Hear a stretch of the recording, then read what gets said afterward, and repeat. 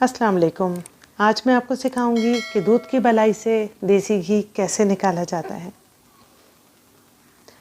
अगर आपने मेरा चैनल सब्सक्राइब नहीं किया तो प्लीज़ मेरा चैनल सब्सक्राइब कीजिए, वीडियो पसंद आए तो लाइक कीजिए और अच्छे अच्छे कमेंट्स कीजिए।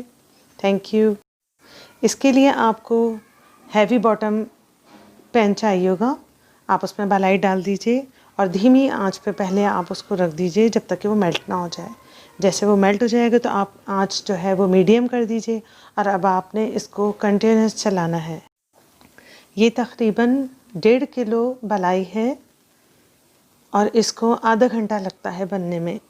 तो आधा घंटे थोड़े तहम्मुल के साथ, सब्र के साथ आप अगर चमचा चलाती रहेंगी तो आपका रिज़ल्ट जो है वो बहुत ही अमेजिंग आउट होगा।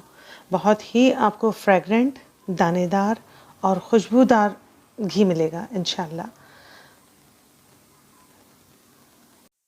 ये तकरीबन 15 से 20 मिनट बाद आप देख लीजिए कि इतना दूध सूख चुका है और हमारा घी निकलना शुरू हो चुका है।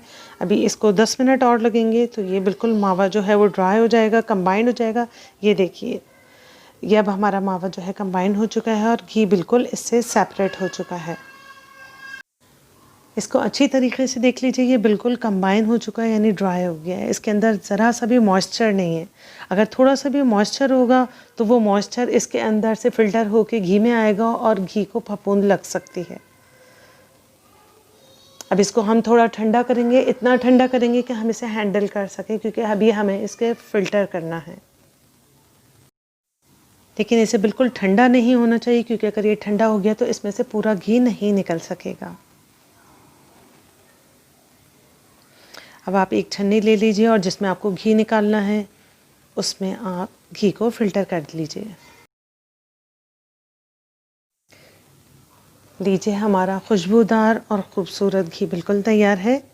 अब आप इससे पराठे बनाइए, एग फ्राई कीजिए या अपने टोस्ट को सेकिए, जिसमें चाहें इसको आप इस्तेमाल कर सकते हैं और हर चीज़ को ये मज़ेदार बनाएगा और साथ में हेल्दी भी बनाएगा। स्पेशली बच्चों के लिए अगर आप कोई चीज़ तैयार कर रही हैं, उनके स्नैक्स वगैरह या उनके लिए लंच बॉक्स वगैरह, वो आप इसी देसी घी में तैयार कीजिए, क्योंकि उनकी एज जो होती है उसकी रिक्वायरमेंट यही होती है कि उनको हेल्दी चीज़ें दी जाएं।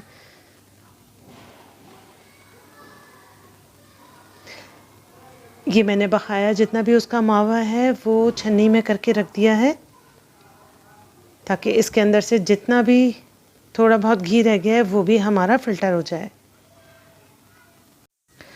ठंडा होने के बाद देखिए कितना खूबसूरत और खुशबूदार और दानेदार हो गया है ये।